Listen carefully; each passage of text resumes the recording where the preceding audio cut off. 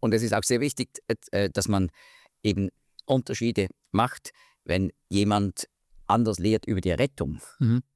Also nicht durch Glauben allein, sondern durch Werke, da muss man sagen, das ist eine Irrlehre. Ja. Das geht überhaupt nicht. Wenn jemand sagt, die Bibel ist zum Teil inspiriert, aber sie hat auch menschliche Fehler drin, geht gar nicht. Mhm.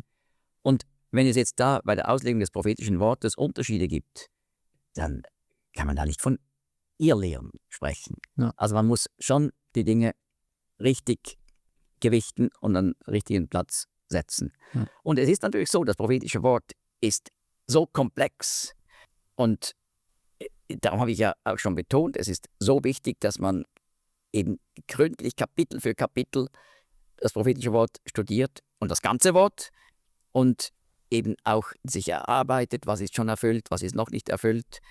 Und das ist ein Prozess über Jahrzehnte und das führt dazu, dass eben dann unterschiedliche Ansichten sind, weil auch unterschiedliche Erkenntnisgrade da sind.